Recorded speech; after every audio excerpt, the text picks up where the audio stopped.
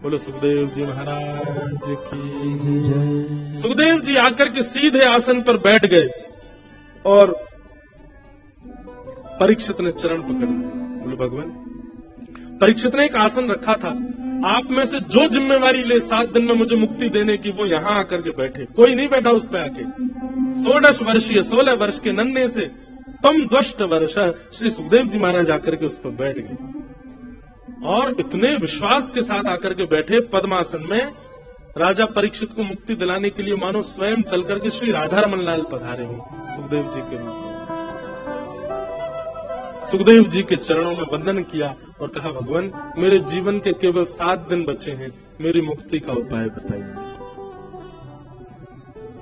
अब यहां से सुखदेव जी महाराज कहना प्रारंभ कर रहे हैं और परीक्षित चरणों में विनती कर रहे हैं, तेरी शरण में आके मैं धन्य हो गया, तेरी शरण में आके सब लोग करताल बजा रहे हो गया। बंधुओं, हम सब भी परीक्षित हैं, हम भी सुखदेव जी से प्रार्थना कर रहे हैं, हे सुखाचार्य जी, इतने अल्प आयु में भगवत प्राप्ति का साधन आप ही हमको बता सकते हैं। हे भागवत जी, आप ही हमको आज्ञा करिए कि हम कैसे भगवत प्राप्ति करें। बंधुओं, आज 4 दिन हो गए कथा को, 4 दिन की कथा और शेष बची है। सब लोग भागवत जी से प्रार्थना करो, हे भागवत जी, हम बड़े भाग्यशाली हैं कि आप चल के हमारे नगर में पधारी, आप आकर के ये सुंदर ज्ञान हमको प्रवाहित कर रही हैं, जिससे हमारा जीवन सुखद आनंदमय बनेगा। इसलिए सब लोग करताल बजा करके भागवत जी से प्रार्थना करते हुए गाओ, तेरी शरण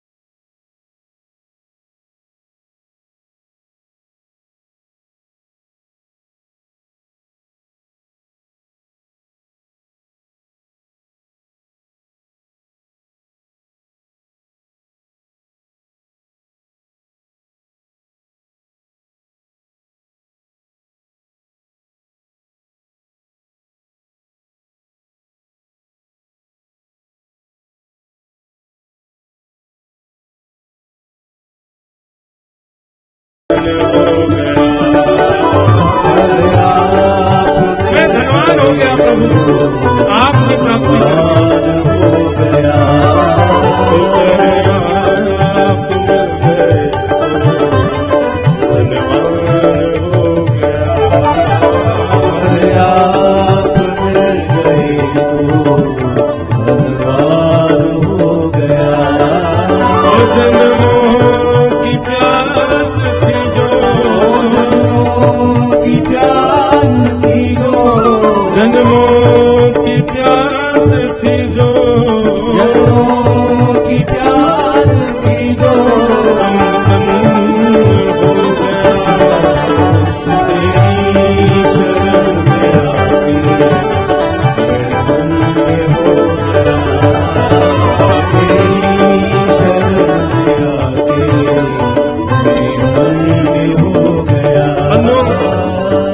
भागवत जी जीवन में आई है, निश्चित धन्य हुए ना हम लोग। कैसे सुंदर भाव, कैसी सुंदर लीला, कैसी सुंदर कथा, कैसे सुंदर मार्ग हमको प्राप्त होते हैं भागवत जी से। इसलिए वास्तव में धन्यता का अनुभव करते हैं हम लोग। इसलिए बड़े भाव से करताल बजा करके दोनों भुजाओं में भागवत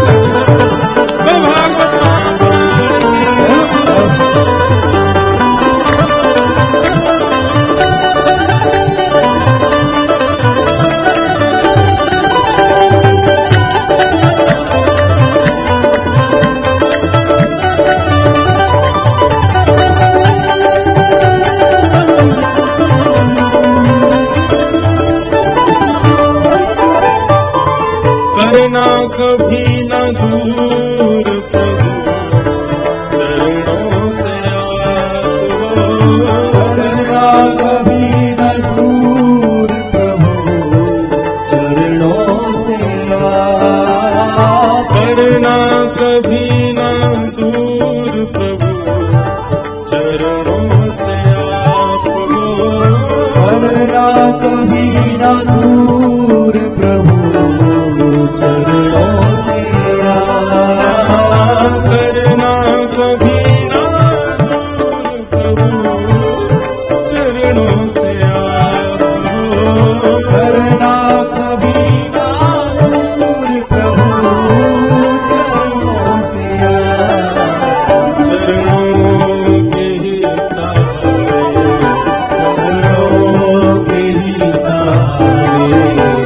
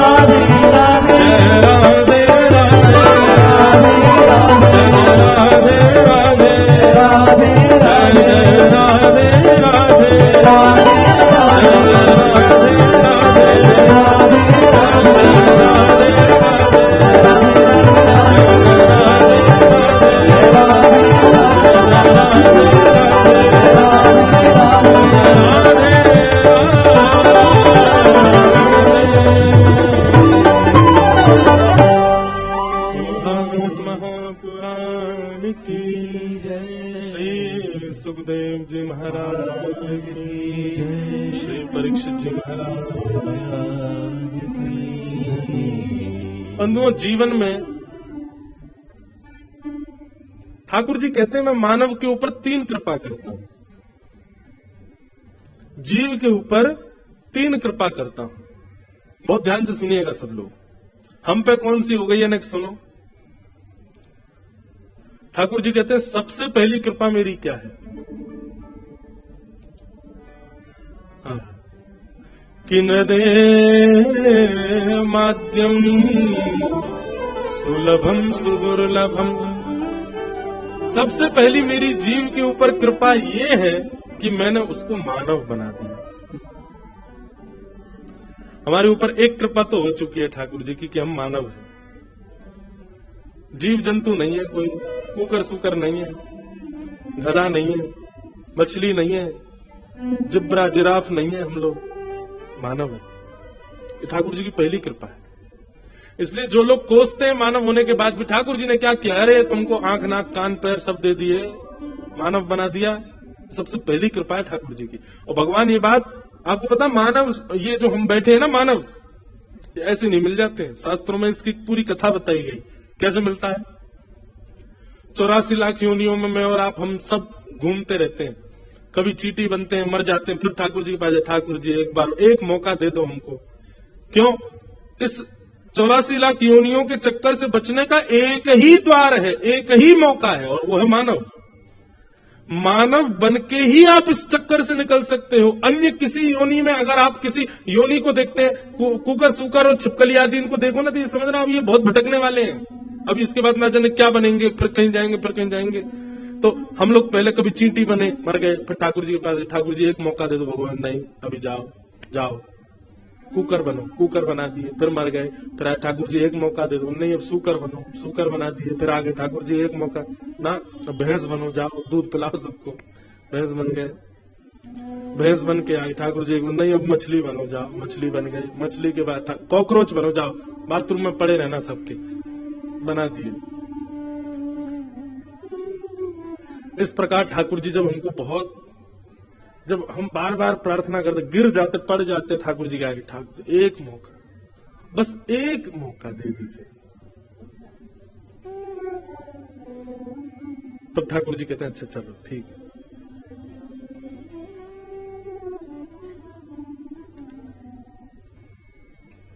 ठीक है हम देखते हैं, आप लोग सब इधर देखो।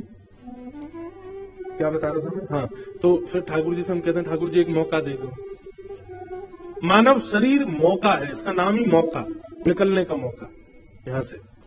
तो ठाकुर जी क्या करते हैं, अच्छा तुम बहुत रो रहे हो, बहुत तुम 33 लाख योनि 84 लाख योनियों में भटक लिए, चलो अब तुमको हमें कृपा करते हैं। तब भगवान 5 लोगों को बुलाते हैं। ये 5 लोग कौन है? बोल पंच तत्व, पृथ्वी जल अग्नि वायु आकाश।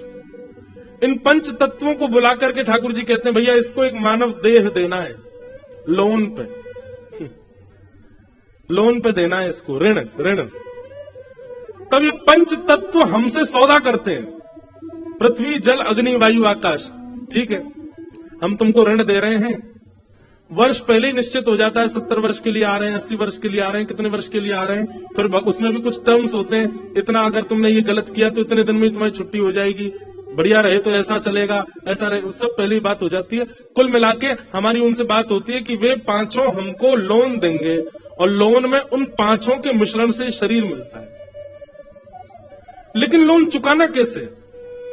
शरीर कहते हैं कि भाई जब तुम्हारा जीवन पूरा होगा तो हम 5 अपने पंच तत्व लेने आएंगे।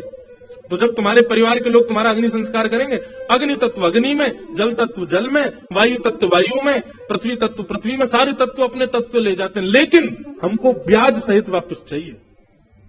तो ब्याज क्या लगेगी? बोले हम जो तुमको शरीर देंगे उसको गंगा स्नान कराना, उसको यमुना जी में स्नान कराना, सरजू जी में स्नान कराना, संत जनों की इस शरीर से सेवा करना, खूब नाम जप करना, इस पर तिलक लगाया करना, इससे तीर्थ यात्राएं करना, गोवर्धन गिरिराज जी की परिक्रमा करना, वैष्णो देवी हिमालय पर जाना, अच्छे कर्म करना, लोगों की सहायता करना, गरीब लोगों की सेवा करना, माता पिता की खूब आज्ञा मानना। इस शरीर से कुछ भी गलत मत करना। गलत करोगे तो समझो उतनी तुमने हमको ब्याज नहीं दी। तो ब्याज सहित हमारे तत्वों को वापस करना ठाकुर जी के सामने सौदा हो जाता है। ठाकुर जी कहते हैं भैया अब तुम्हारी बात हो गई, चलो तुम बहुत दिन से रो रहे थे, अब तुमको हम मानव बनाते। तब जाकर के ठाकुर जी हमको मानव बनाते। 7वें महीने जब मां के गर्भ में होता है तब भी हमको याद होता है कि हम क्या क्या बात करके ठाकुर जी से आए और हम कहां कहां योनियों में घूम के आए। 9वां महीना प्रारंभ होते ही जैसे ही हमारे प्रकट का समय आता हम खुश होने लग जाते हैं, अब हमारा जन्म होगा।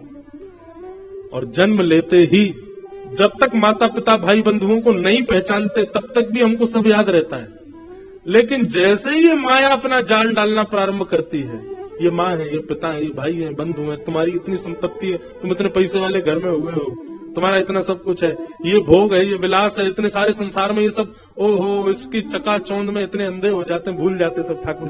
फिर ठाकुर जी बीच बीच में आपके पास पत्र भिजवाते हैं। किस रूप में?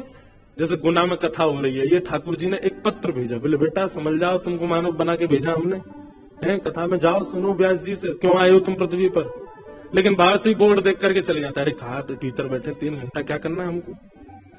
ठाकुर जी एक नहीं अनेक बार आपको मैसेज भिजवाते हैं कथाओं के द्वारा, सत्संग के द्वारा, संत जनों के द्वारा कि भैया तुम क्यों आए हो पृथ्वी पर, समझ जाओ। जैसे बैंक वाले लोन लेने के लिए फोन करते बार बार, हे भाई तुम्हारा लोन कब चुका रहे हो, तुम कब पूरा कर रहे हो, ब्याज ब्याज। तो ऐसे ठाकुर जी बीच बीच में कथा बताएं के द्वारा भेजते रहते हैं।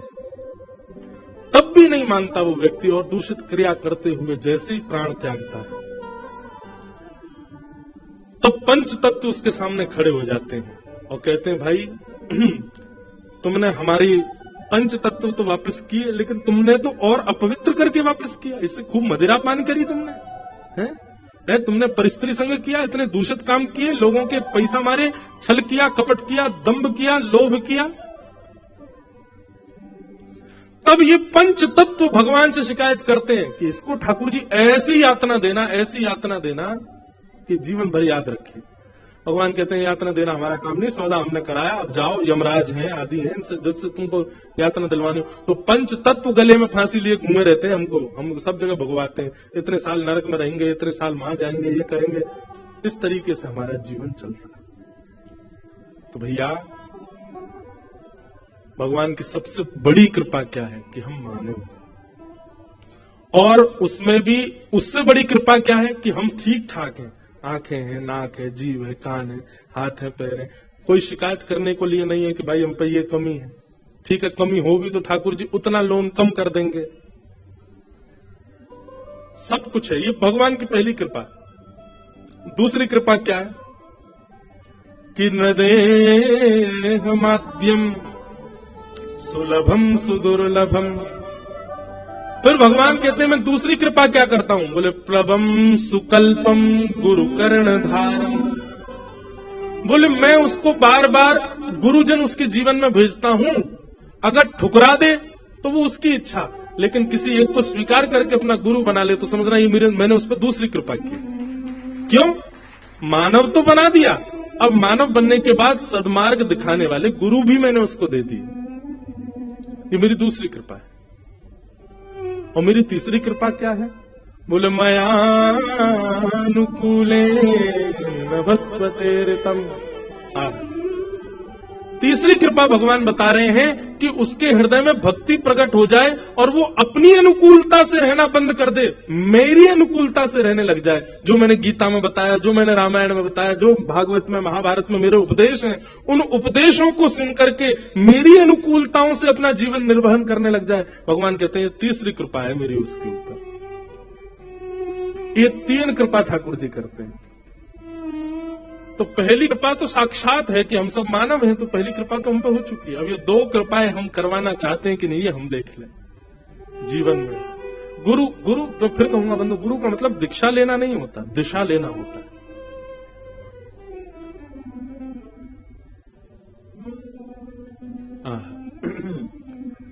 श्री सुखदेव जी महाराज के चरणों में परीक्षित बैठे हैं और परीक्षित जी बैठ करके कहते हैं भगवान मेरे जीवन के केवल 7 दिन बचे हैं, मुझे मुक्ति के लिए क्या करना चाहिए, कृपा करके बताओ।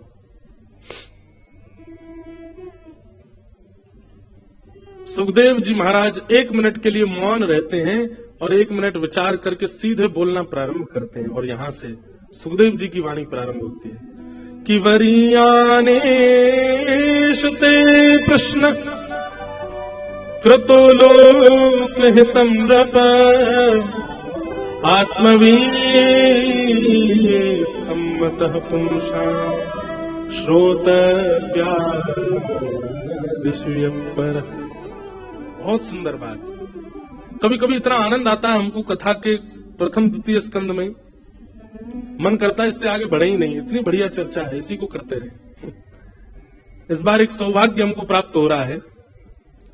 7 दिन 8 दिन की कथाएं, तो फिर अभी आज तक तो देखो कथा आराम से, कल से भागेगी कथा, कल से जल्दी कृष्ण जन्म करना है, फिर गोवर्धन पूजा करनी, तो कथा थोड़ी शॉर्ट हो जाती।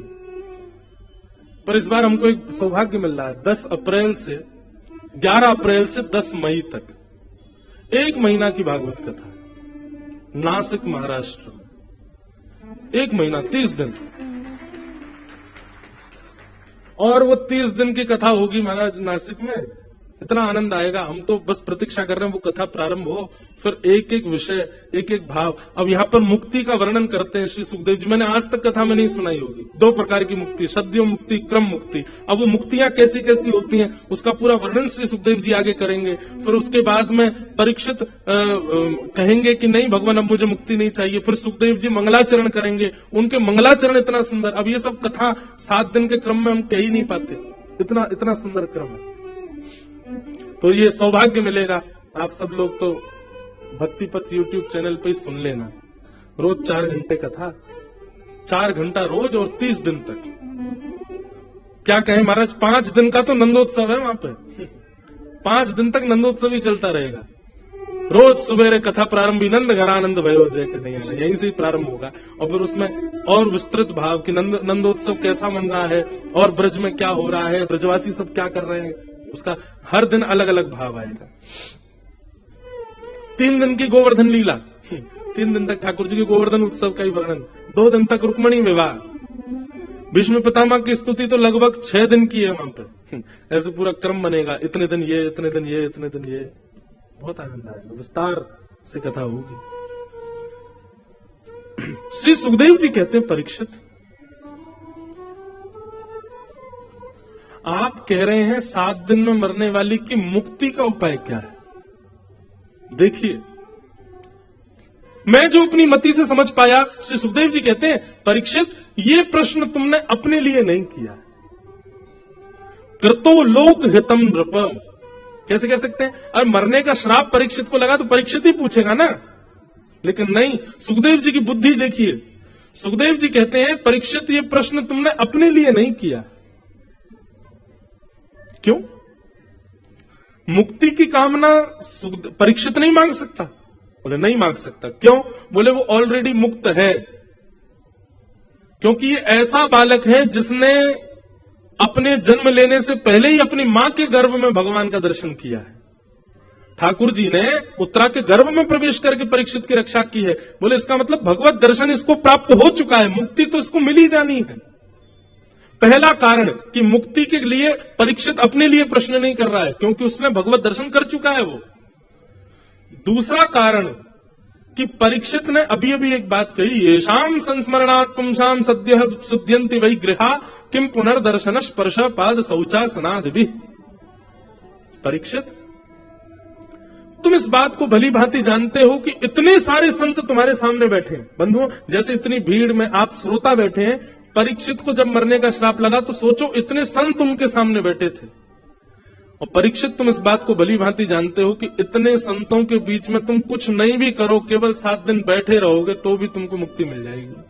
संतों के दर्शन से मुक्ति मिलती है। एक तो तुमने भगवत दर्शन किया है, दूसरे इतने सारे संत तुम्हारे सामने बैठे हैं, और तीसरा परीक्षित, यदि तक्षक सर्प से तुमको डसवाना ही था तो श्रृंगी 7 दिन का समय नहीं देता। वो सीधा बोलता कि अभी इसी वक्त तक्षक सर्प डस देगा और राजा परीक्षित की मृत्यु हो जाएगी। उसने 7 ही दिन क्यों दिए तुमको? मुक्ति पाने के लिए, और जो तुम मुक्ति मांग रहे हो ना, इस मुक्ति को पाने के लिए 7 जन्म, 7 साल, 7 मिनट, 7 सेकंड की भी आवश्यकता नहीं है। मुक्ति के लिए कितना समय चाहिए? बोले एक क्षण। सुखदेव जी कहते हैं किसी व्यक्ति ने जीवन भर पाप किया हो, जीवन भर दूषित काम किए हो, जीवन भर गलत काम किए हो, और ऐसे व्यक्ति के प्राण निकलने वाले हो, शरीर पूरा ठंडा पड़ गया हो, बस अंतिम श्वास नाक से निकलने वाली है, प्राण निकलने वाले हैं, और उसी समय उसके कान में कोई कह दे हरिश शरणम, तो उसके जीवन भर के सारे पाप समाप्त, तो उसको मुक्ति मिल जाएगी।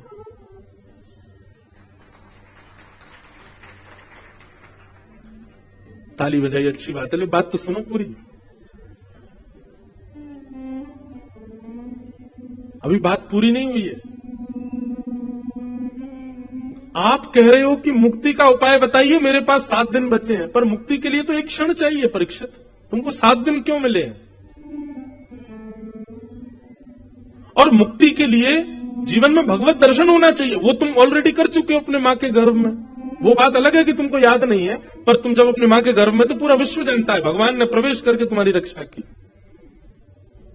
और तीसरी बात, इतने भजनानंदी संत तुम्हारे सामने बैठे हैं, इनके मुख से हरिनाम संकीर्तन और कुछ नहीं तो बस सत्संगी सुनते रहोगे, 7 दिन में मुक्ति मिल जाएगी।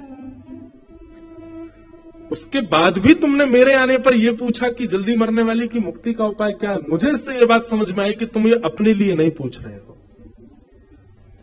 क्योंकि तुम तो एक क्षत्र सम्राट हो,